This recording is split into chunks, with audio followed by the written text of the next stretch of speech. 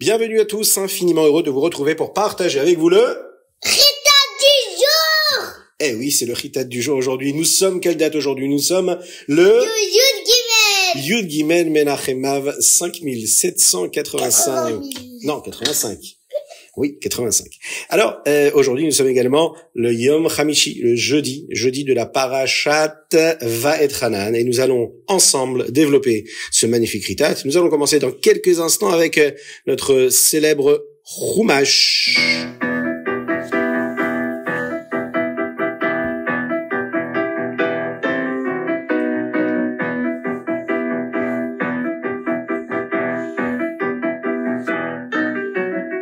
Moshe Rabbeinu prépare le Ham Israël à réussir son entrée en Eretz Israël.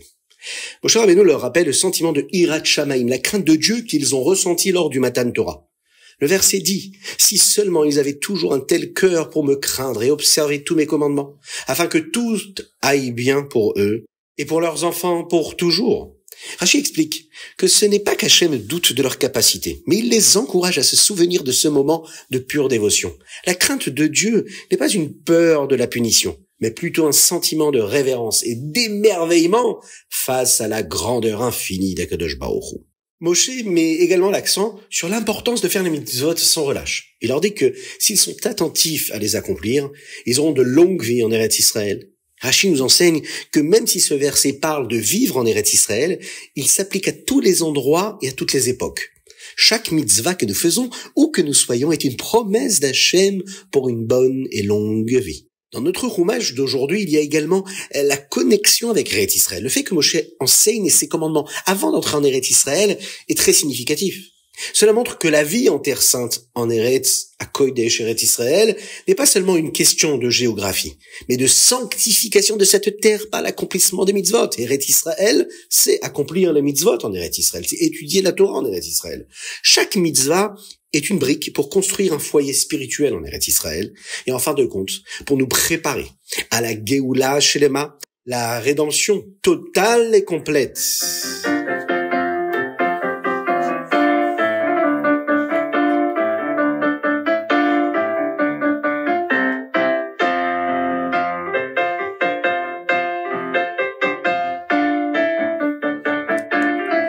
Nous passons au Teilim. Aujourd'hui, nous lisons du Samertet au Aïn Aleph, le 69, le 70 et le 71.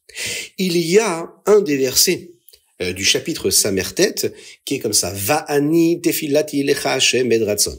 Et moi, ma prière est pour toi, Hashem, un moment de grâce. Ce verset-là est un pilier de notre tefila. Il exprime notre souhait, le souhait que nos prières, que notre filote soient acceptées à un moment de faveur divine. Le Zohar et la Kabbalah nous révèlent que certains moments sont plus propices à la tefila et l'heure de Mincha de Shabbat est particulièrement puissante. C'est le moment où les portes des cieux s'ouvrent, elles sont grandes ouvertes. C'est le moment du Shabbat, c'est le moment de Mincha pendant Shabbat. Pourquoi? Car la lumière de la semaine à venir commence à descendre et le jugement est suspendu. C'est une période de Rahava des Rahavin, ce que nous appelons le désir du désir, la volonté de la volonté, l'acceptation de l'acceptation, où le souhait le plus profond du cœur d'un juif est plus facilement entendu par Akadosh Baruch Hu. C'est un moment propice. En disant ce verset, nous nous connectons à cette énergie spirituelle et nous demandons à Akadosh Baruch Hu de nous aider à nous y joindre. Rahava des Rahavin. Le chapitre d'aujourd'hui, en particulier, ce que nous lisons aujourd'hui, du 69 au 71, sont des expressions poignantes des défis et des espoirs de David Amelech. Il parle bien sûr de la souffrance, de la persécution, mais aussi de la confiance que David Amelech a en Hachem. Il demande à Dieu de le sauver, non pas parce qu'il le mérite, mais parce que cela apportera la gloire au nom de Dieu.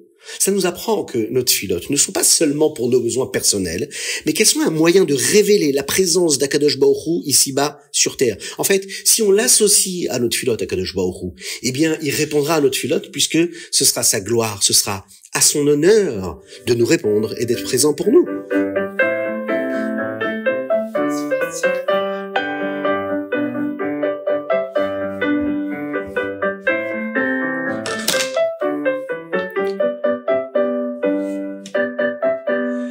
Et nous passons tout de suite au Tania du jour. Et nous sommes dans la Igeret HaKodesh Siman E.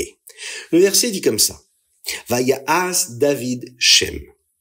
David a fait un nom. Le Zohar explique que David Amelech a fait le nom de Dieu. Qu'est-ce que cela veut dire? Comment une personne peut-elle faire le nom de Dieu? Le nom de Dieu n'est-il pas déjà là?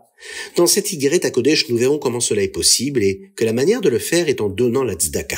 Le Admour Hazaken explique que les mots que nous prononçons sont l'expression de nos pensées. Cependant, la capacité de parler elle-même vient d'une source plus profonde dans notre âme, une source qui transcende notre intellect.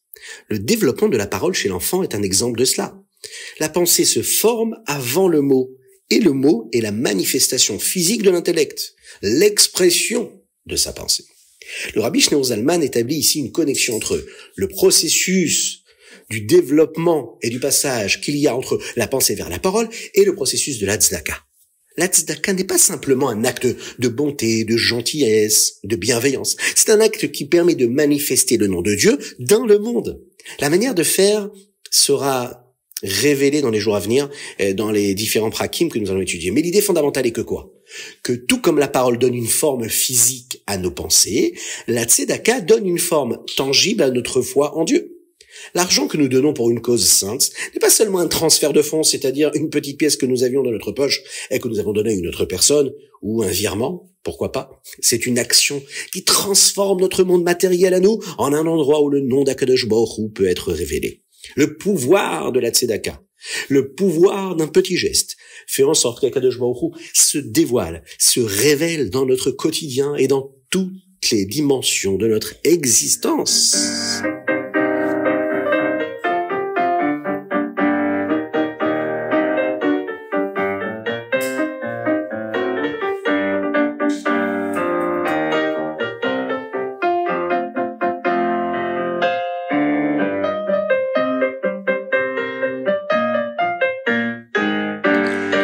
Yom Yom, aujourd'hui Yud Gimel Menachem Av. Aujourd'hui, nous allons parler de la continuité de la Torah. Le Hayom Yom se concentre sur les 4 types d'apprentissage de la Torah décrits dans le schéma Israël. Beshivtecha beveitecha, uvlertecha baderer, uvshorbecha, uvkumecha. Beshivtecha beveitecha, quand tu t'assieds dans ta maison, c'est l'étude de la Torah que la Neshama fait avant de descendre dans ce monde-là ici-bas. Uvlertecha baderer, quand tu vas sur ton chemin, c'est l'étude de la Torah que nous faisons dans ce monde tout au long de notre vie, à travers nos actions et nos paroles. Troisième élément, c'est uveshorbecha, c'est quand tu vas te coucher. Eh bien ça, c'est la protection de la Torah pendant le sommeil et même après la vie ici-bas sur terre. Uvkumecha, c'est quand tu te lèves. Ça fait référence à l'étude de la Torah dans l'ère de la Triyat Hametim, la résurrection des morts, où nous la comprendrons d'une manière complètement nouvelle et bien plus profonde. Cette explication-là met l'accent sur le fait que la Torah est notre compagnon constant, de la naissance à la mort et au-delà, et que chaque moment de notre existence est une occasion de nous y connecter le plus profondément et avec la plus grande des joies.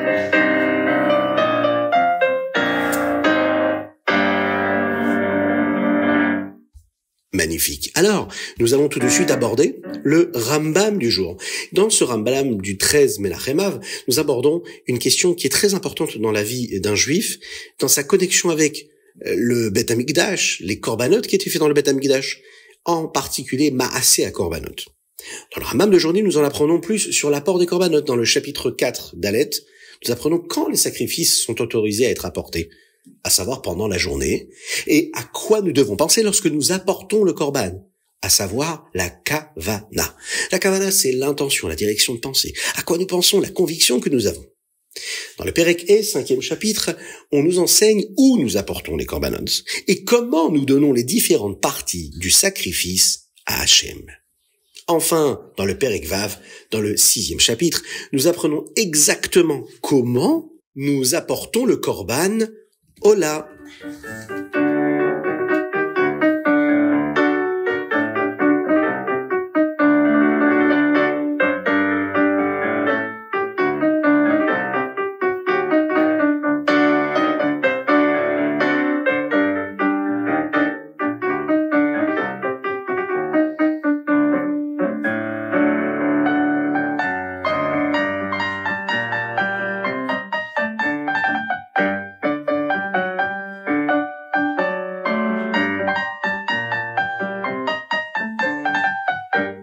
Géoula et Mashiach, l'énigme de la guerre de Gog ou Magog. Vous savez que dans le livre de Yecheskel, en particulier dans les Prakim 38 et 39, dans les chapitres 38 et 39, on nous décrit une guerre cosmique qui se produira à la fin des temps à l'ère de Mashiach. C'est une guerre dont la nature est l'objet de nombreuses discussions parmi les Chachamim. Le Rambam l'inclut dans les prophéties qui sont intentionnellement vagues. On ne peut pas vraiment tout comprendre. Il explique que la raison pour laquelle les détails de cette guerre ne sont pas clairs et qu'ils n'ont pas été transmis par une tradition, eh bien, cela, il faut savoir que ça continue depuis Moshe Rabbeinu.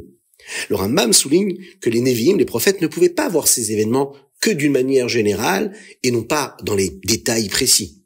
Et par conséquent, il est futile de spéculer sur l'identité de Gog ou Magog ou sur la nature exacte de cette guerre, qu'elle soit physique ou spirituelle d'ailleurs. La seule chose que nous savons avec certitude, c'est qu'elle se produira à l'aube de l'ère messianique. C'est-à-dire que Eliyahu Hanavi viendra avant elle, et l'important n'est pas de comprendre les détails, mais d'être prêt pour la Géoula. Cette Géoula qui viendra après cette période de bouleversement. Ces passages-là du Navi nous invitent à faire confiance à la promesse divine d'Akadosh Baruch Hu, de cette rédemption, de cette Géoula totale. Et même si nous ne comprenons pas tous les détails, et que on se pose beaucoup de questions, la seule chose qu'on doit avoir en tête, c'est qu'on doit vivre la nécessité, l'urgence de la venue de Mashiach. On doit vivre la venue de Mashiach à travers nos actes.